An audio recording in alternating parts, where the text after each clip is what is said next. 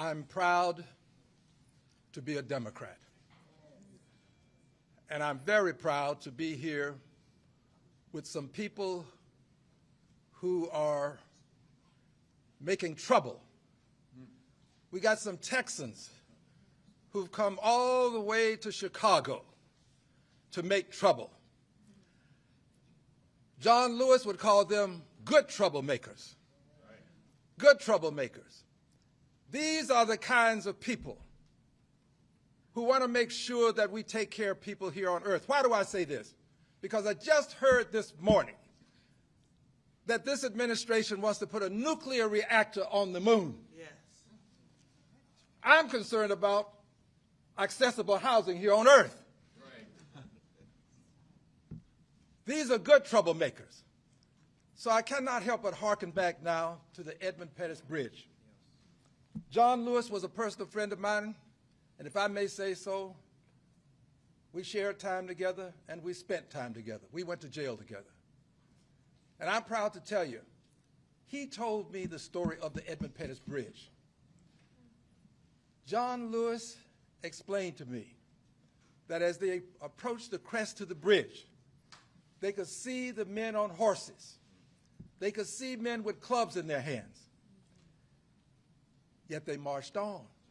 Yeah. He knew what their intentionality was, but they marched on. They didn't turn back. These good troublemakers are not turning back. They're going to march on. They're going to stand strong. They marched on. And when they encountered the constabulary, they were met with clubs. They were simply trying to march peacefully from Selma to Montgomery. They were beaten all the way back to the church. John told me, he said, I thought I was going to die on that bridge. The Edmund Pettus Bridge. This, my friends, is an Edmund Pettus Bridge moment. This is one of those seminal moments in time that can impact the rest of time.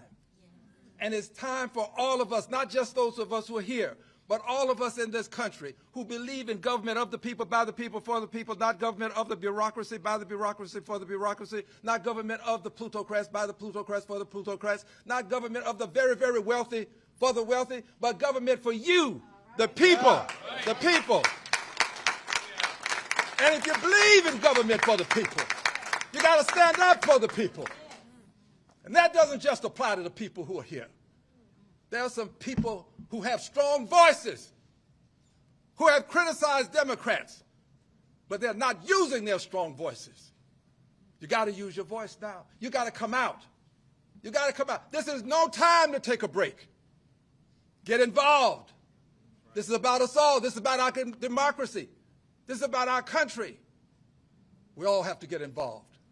And as we get involved, let's remember this. At some point on the infinite continuum that we call time, we're all going to have to account for our time. And on that day, the question won't be, how many full bellies did you feed? The question won't be, how many billionaires did you try to get money in their pockets and lend money to them? No, the question is going to be, what did you do for the least, the last, and the lost? Right. What did you do for those who were hungry? Did you try to feed them, or did you try to take snap from them? Right. The question is going to be, what did you do for those who were unhoused, living under bridges? Veterans with signs up that said, say veteran, need help, will work for food. What did you do for them? Right. Did you try to build a nuclear reactor on the moon, or did you try to get affordable, accessible housing for them right here on earth? Right. There's some difficult days ahead. But on this infinite continuum, here's one thing that I know. I don't know what the judgment will be, but I know what the record will show. Right. The record is going to show that troublemakers, good troublemakers, that Democrats were there for the least, the last, and the lost, that Democrats made a difference in the lives of people who were living in the streets of life, not just those living in the suites of life.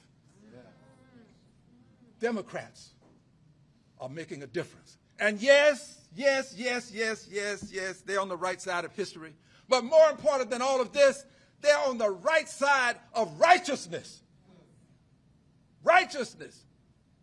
And yes, what the governor is doing in Texas is wrong. What is wrong with you, governor?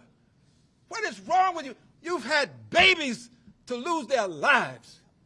Families are suffering. And you are trying to redistrict Texas?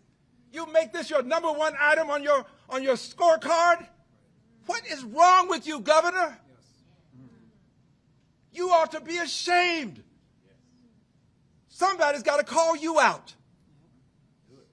We're going to call you out now, and I believe we'll call you out in November of next year. Right.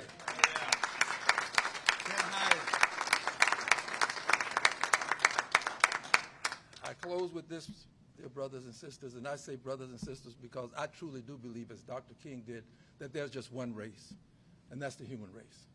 And all of us were created to live in harmony. But here's my closing. I'm a son of the segregated South.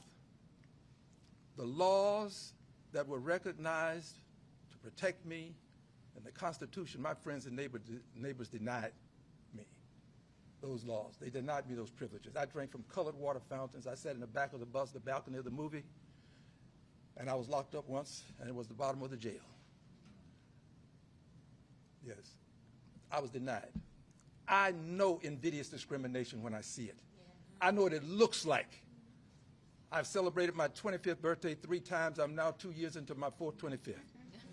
I know what it looks like. I know what it sounds like. I know what it smells like. What's happening in Texas is invidious discrimination. It is racial. My dear friends, it is racist. It is. And we have to say it. We have to say it. That's what it is. I know it when I see it. I know it when I smell it. I know it when I hear it. And we have a duty, a responsibility, and an obligation to stand up to it. All of us. I'm telling you, it's not just Texas. If it were just Texas, Emmanuel Cleaver wouldn't have his seat on the chopping block in Missouri. It's more than Texas. It's this country. And we, the Democrats, are going to make the difference, because when democracy was on the line, let it be said that Democrats took the stand to preserve and save democracy in the United States of America. God bless you and thank you. Thank you so much. Say, before we open it up for questions, there is one person I want to acknowledge, a couple people. Of course, Leader Wu, thank you for your leadership of the caucus. I also want to acknowledge you somewhere here, my colleague, the chair of the Texas Democratic Party, right over there, Kendall Scudder. Thank you for your leadership, Chairman. And, of course, Congressman Mark Vesey is here, and Congresswoman Julie Johnson is here somewhere, I believe.